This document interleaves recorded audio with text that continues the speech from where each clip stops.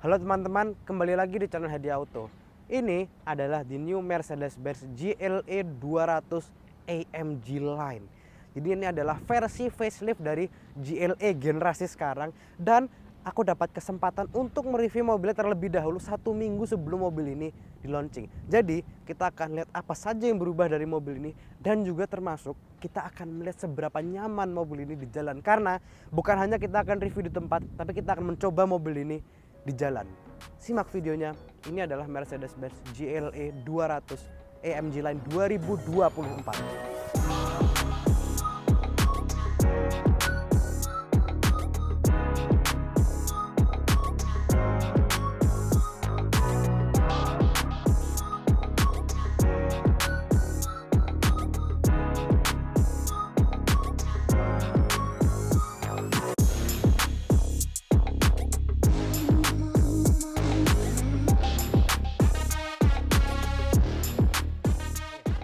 Nah, apa saja perubahan dari Mercedes-Benz GLE 200 ini? Jadi, yang pertama, untuk facelift ini memang perubahannya nggak begitu banyak. Ya, jadi dari eksterior mungkin terlihat ini mobil yang sama persis, mau sebelum facelift atau setelah facelift, bentuknya sama, dia tidak ada bedanya. Yang berbeda itu justru interiornya. Interiornya itu sedikit perubahannya. Seperti setirnya dia sudah berubah, sama seperti di Mercedes-Benz GLC. Lalu juga dia sudah tidak ada lagi trackpad di tengah atau touchpad. Jadi untuk mengendalikan ke head unitnya mungkin perubahannya itu aja. Tapi katanya mobil ini itu lebih nyaman dibanding yang versi sebelumnya, ya sebelum facelift. Nanti kita akan lihat depan. Nah, kalau depan dia ada penambahan satu hal itu bumper bagian bawah ini. Ini adalah bumper yang baru juga untuk di facelift ini. Depan dia sama persis seperti yang sebelumnya dan aku suka dengan bentuknya khas banget, dia AMG Line. Jadi grill dia seperti ini nih. Jadi kayak ada bintik-bintik warna silver seperti ini yang memberi kesan itu dia lebih sporty. Lalu grillnya juga ada tambahan, ada warna chrome di sini. Ini warna silver deh, jadi sewarna dengan bodinya juga, ini pas banget. Sama ada warna-warna chrome lagi di sini. Nah, logo di tengah ini berguna sebagai radar. Jadi untuk sistem radarnya, walaupun bukan untuk adaptive cruise control. Jadi ini lebih ke arah untuk sensor aja sih. Jadi untuk fitur active brake assist-nya. Jadi dia untuk memantau jarak antara mobil di depannya. Jadi active brake assist itu adalah fitur safety, dimana kalau misalnya mobil di depan melakukan emergency braking, ini mobil ini bisa membantu untuk melakukan emergency braking juga. Jadi ataupun itu juga termasuk kalau ada motor lewat atau orang menyeberang, itu kalau misalnya kita nggak ngeh, itu dia bisa langsung mengerem sendiri secara otomatis sampai berhenti. Nah, fitur itu bisa kita nyalakan atau bisa kita matikan dari dalam. Lampunya dia sudah menggunakan lampu LED high performance dari Mercy yang daya pancarnya sudah pasti nggak perlu diraguin lagi, jauh pasti daya pancarnya. Dan juga di RL yang bentuknya garis seperti ini yang aku juga suka. Di depan sini semua adalah bukan lubang-lubang nih, ditutup semua di bagian bawah sini. Di atas ada kamera seperti aku bilang untuk mantau tadi itu, untuk active brake assist-nya. Jadi di depan dia memang perubahannya sangat minim sekali, mungkin hampir nggak kelihatan sama sekali kalau mobil ini memiliki perubahan dibanding versi sebelum faceliftnya. Mercedes-Benz GLE ini merupakan SUV paling kompaknya dari Mercedes. Jadi memang bodi dia tidak sebesar mungkin di atasnya GLB, GLC. Maka dari itu ini bisa disebut mobil yang cukup lincah juga, karena aku udah nyoba juga mobil ini memang dia lincah. Nah, velg ini dia menggunakan velg yang khusus untuk AMG. Jadi velgnya dia 5 spoke seperti ini, yang keren juga sih untuk dilihat. Apalagi dia menggunakan mobil ini warna abu-abu dengan velg seperti ini tuh sangat cocok sekali. Karena di AMG itu yang aku tahu itu ada warna abu-abu Dove ya, itu abu-abu Dove itu untuk AMG, terutama untuk CLA 45 mungkin atau A45 itu cocok sekali warna itu. Nah, membuka mobilnya, jadi mobilnya sudah dilengkapi dengan keyless smart key, termasuk juga sudah ada keyless entry. Jadi membuka pintu cukup masukkan tangan kita ke dalam sini, mengunci tekan sensor saja. Nah, itu tuh namanya acoustic lock ya. Jadi kita bisa milih mau pada saat mengunci mobil itu mau ada suara klaksonnya apa enggak. Itu bisa kita aktifkan, bisa kita nonaktifkan dari dalam. Kalau aku lebih senang ada suara klaksonnya, karena kita bisa tahu itu mobilnya sudah kekunci atau belum.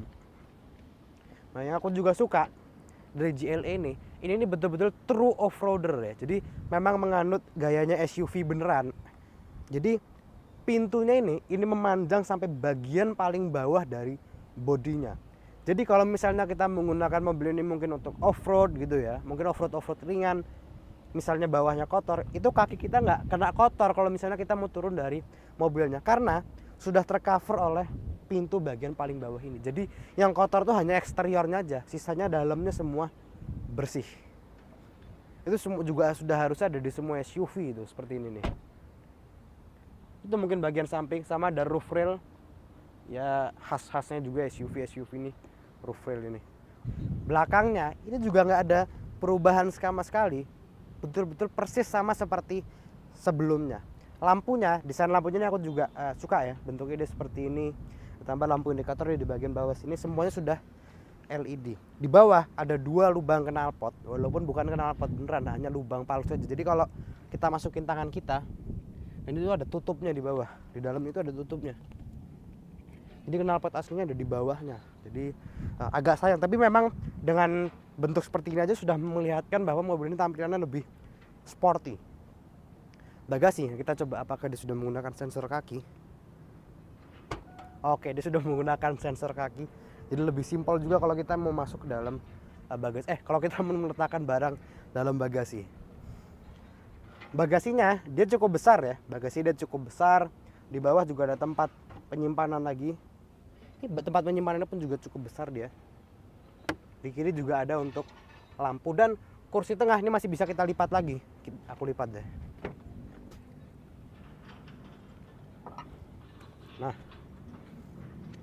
Nah kurang lebih kalau dilipat seperti itu, jadi dia rantai rata juga, jadi kita bisa meletakkan barang sampai bagian paling dalam. Oke, nutupnya, nah, kita berarti harus menggunakan tombol dari sini nih. Nah, jadi emang kalau perubahan eksterior itu sangat minim banget, hampir nggak ada perubahan sama sekali dibanding yang versi sebelumnya. Nah mesin ini dia sama persis seperti yang sebelumnya, dia tidak ada perubahan sama sekali dibanding versi sebelumnya. Mesinnya ada 1332 cc, mungkin kalau dibuletin ya sekitar 1300 cc lah ya. 4 silinder inline segaris dia, menghasilkan tenaga 163 HP serta torsinya 270 Nm. Sama seperti yang sebelumnya, tenaga dan torsi disalurkan ke dua roda depan melalui transmisi 7-speed dual clutch transmission. Jadi transmisinya sudah pasti dia sangat cepat sekali untuk perpindahannya, karena sama persis seperti yang sebelumnya juga. Nah bagian belakangnya ini juga sama dia, tinggiku 179 cm, sisa headroomku masih ada sekitar 4 jari persis, legroomku dia masih ada sisa 5 jari, yang berarti dia masih tidak sempit lah, dia cukup lumayan ya untuk kabin belakangnya ini. Dan depan ini adalah posisi berkendaraku. Jadi memang agak mundur banget, karena posisi berkendaranya enak juga dia. Nanti aku jelasin kenapa aku agak mundur banget ini posisinya. Nah, jadi untuk kursi belakang dia cukup enak, empuk-empuk banget enggak kursinya. Untuk senderannya pun dia juga ada kerasnya senderannya ini dia. Jadi tidak begitu empuk, tapi untuk dudukannya dia cukup empuk, dan bahannya dari suede juga dia. Tengah ini tidak bisa dibuka dia. Enggak ada armrest sama sekali ini. Sama ada sunroof kecil dia di bagian atas ini. Oke, kita lihat bagian paling depannya. Nah, bagian paling depannya, nah ini perubahannya baru mulai lebih kelihatan di sini dia, karena pertama setirnya dia sudah berubah total bentuknya, jadi seperti ini. Dan aku juga suka banget sama bentuk setirnya ini, lebih keren aja gitu untuk dilihat dia. Dan ini juga genggaman setirnya pun dia juga enak. Untuk pengendaliannya, sebelah kanan adalah untuk mengendalikan ke instrumen depan, sama bagian bawahnya ini untuk cruise controlnya. Sebelah kiri ini full untuk mengendalikan ke head unit tengah. Nah jadi ini ada perbedaan juga, touchpad di tengah ini dia hilang total untuk touchpad di tengah. Jadi mengendalikan hanya bisa dari setir atau enggak dari touchscreen-nya. Dan agak disayangkan juga, karena touchpadnya Mercedes-Benz kalau pada waktu itu masih menggunakan instrumen head unit seperti ini ya, touchpadnya itu sangat enak. Aku suka banget dengan touchpadnya itu, dia enak untuk dipakai, untuk digunakan, karena aku sangat jarang sekali menggunakan Mercedes-Benz yang instrumennya menggunakan dari mengendalikan head unitnya menggunakan dari setirnya. Aku lebih sering menggunakan dari sini, atau enggak sekarang nih terpaksa kita harus menggunakan dari sini atau touchscreen. Ya sebetulnya kalau dari setir ya, sebetulnya kalau lebih dibiasain itu sebetulnya juga enak untuk mengendalikan ya. Karena apa? Karena tangan itu tetap di setir dia, nggak berubah posisinya. Tinggal kita lihat aja mau yang mana. Jadi bukannya hal buruk ya ini hilang ya, tapi tetap ini enak, bisa dikendalikan dari setir juga. Mungkin di GLA selanjutnya mungkin sudah menggunakan head unit di tengah, yaitu seperti di GLC ke atas itu kan dia menggunakan head unit di tengah, itu lebih enak lagi dia tuh. Oke, lanjut. Setir dia enak untuk digenggam. Transmisi khasnya Mercedes-Benz dia di bagian kanan sini, termasuk untuk rem tangan juga. Di bawah kanan ini adalah untuk mengendalikan lampu. Jadi lampu kita kendalikannya dari sini. Posisi berkendara, nah jadi melanjut tadi aku jelasin di bagian belakang kenapa posisi mundur banget. Karena teleskopiknya. Teleskopik ini dia bisa lumayan jauh, sehingga aku bisa dapat posisi berkendara yang paling enak. Jadi aku udah mundur segini, tanganku sudah enak, kakiku pun juga posisinya dia tetap enak. Jadi posisi berkendara harus diakui enak dia untuk posisi berkendaranya. Head unitnya ini sudah dilengkapi dengan Apple CarPlay dan Android Auto juga. Ya sudah, Apple CarPlay itu juga harus sudah menjadi standar di semua mobil ya. Jadi Apple CarPlay dia juga wireless ini, jadi enak dia. Nah untuk ambient light pun juga lengkap. Mercy ini ambient lightnya sangat luar biasa sekali. Di pintu kanan ada, di bawah tempat kaki ada. Kisi-kisi AC pun juga ada untuk ambient lightnya. Jadi di mana-mana ada untuk ambient lightnya. Dan berhubung ini adalah yang AMG lainnya, jadi ada banyak aksen karbon ya. Jadi di pintu sini ada dia, terus di depan situ pun juga ada, di pintu samping pun dia juga ada dia. Jadi memberi kesan yang lebih sporty lagi dia. Nah ini untuk ganti mode berkendara dia di bagian sini, dynamic ini, jadi belum bisa dikendalikan di bagian setir dia. Sama untuk kamera sih, sama ada untuk park assist, jadi mobil ini bisa parkir sendiri. Sama di sini paling untuk kita meletakkan handphone kita di bagian atas ini. Jadi sama ada wireless charging di depan sini, dan juga ada satu colokan USB-C. Nah jadi enak dia. Oke, mungkin itu di bagian interiornya. Oh iya, sama spion atas ini sudah frameless juga kacanya. Oke, mungkin itu aja di bagian interior. Sekarang kita coba untuk jalan. Jadi ini bukan hanya sekedar first impression, tapi ini juga merupakan first drive, review first drive dari the new GLE.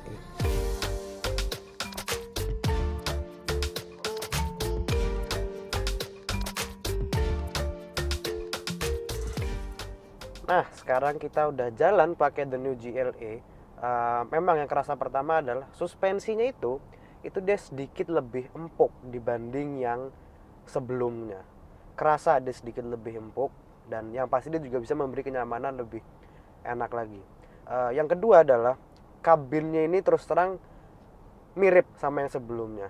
Tapi memang yang aku suka itu adalah bentuk setirnya. Bentuk setirnya ini sudah jauh lebih keren dibanding yang sebelumnya. Mirip juga seperti di GLC yang baru.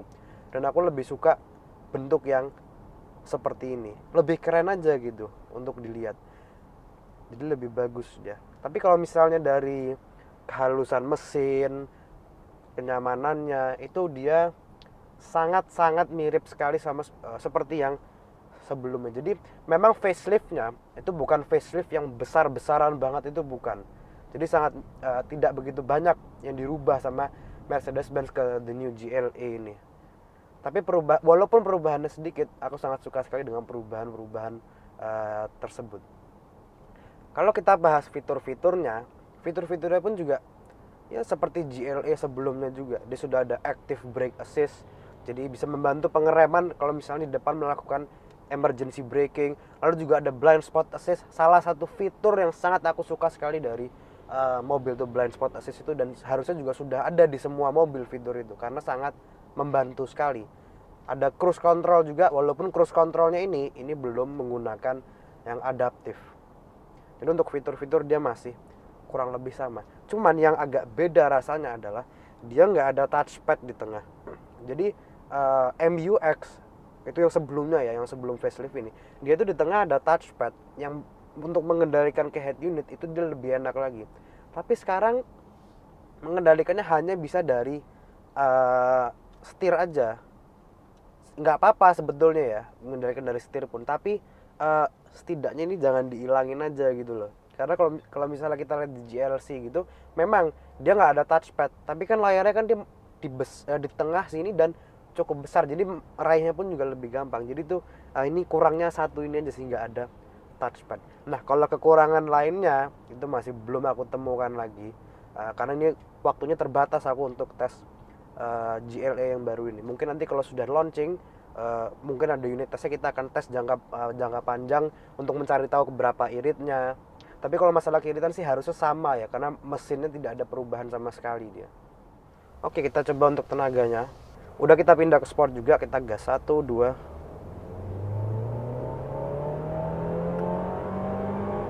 Oke.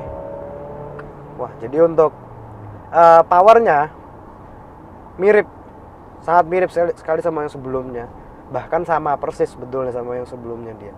Tapi ada satu hal yang mungkin beda ya, yaitu suaranya. Jadi yang aku notice pertama pada saat nyambil mobil ini dan pada saat aku akselerasi, itu semacam ada suara turbonya gitu.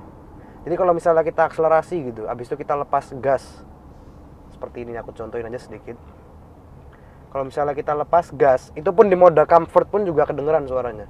Jadi kalau kita gas sedikit aja seperti ini, coba lagi. Wow, itu tuh ada suara seperti suara turbonya gitu, yang enak juga, yang nagih. Kita mau akselerasi terus lepas gas lagi, akselerasi terus lepas gas lagi, karena suara turbonya itu. Jadi kalau misalnya kita pakai mode sport gini ya, itu tuh dia giginya akan nyari yang pas terus. Tapi kalau misalnya sudah kita ganti ke comfort, nah dia langsung RPM-nya turun. Kalau kita ganti ke sport lagi, dia langsung turun lagi menjadi gigi 4, RPM-nya pun dia langsung naik. Nah, kalau kita bahas masalah pengendaliannya, tetap mobil ini sangat lincah, pengendaliannya bagus. Tapi memang dari segi body roll itu sangat berasa, tapi sedikit banget. Berasa tapi sangat sedikit sekali. Tapi tetap lincahnya, dia sangat lincah sekali mobilnya. GLE ya, GLE ini kan entry levelnya dan juga merupakan SUV paling compactnya Mercy. Jadi mobil ini sangat lincah dan juga sangat nyaman yang pasti. Nah, jadi secara overall menurutku untuk GLE ini perubahannya seperti aku bilang memang tidak begitu banyak, nggak banyak banget perubahannya, tapi oke juga ya, bagus juga dibanding sebelumnya. Aku juga suka. Untuk harganya karena aku review mobil ini satu minggu sebelum launching. Jadi launchingnya dia masih tanggal 5 Februari, aku reviewnya ini masih tanggal 23 Januari, jadi masih cukup jauh. Untuk harganya ini aku cantumkan di kolom deskripsi. Dan aku juga sangat ingin berterima kasih kepada Mercedes-Benz Indonesia yang sudah memberi aku kesempatan untuk mereview mobilnya terlebih dahulu sebelum di launching, dan juga melakukan first drive-nya. Jadi thank you banget Mercedes-Benz Indonesia. Nah, mungkin tadi untuk kesimpulannya sudah aku sampaikan juga pada saat di jalan ya. Nah, jadi aku sekali lagi ingin berterima kasih kepada Mercedes-Benz yang sudah memberi aku kesempatan untuk mereview mobil ini satu minggu sebelum mobil ini di launching. Terima kasih banyak, dan juga terima kasih banyak teman-teman sudah menonton videoku. Jangan lupa di like, share, komen, dan subscribe, dan nantikan video-video berikutnya. Sampai jumpa.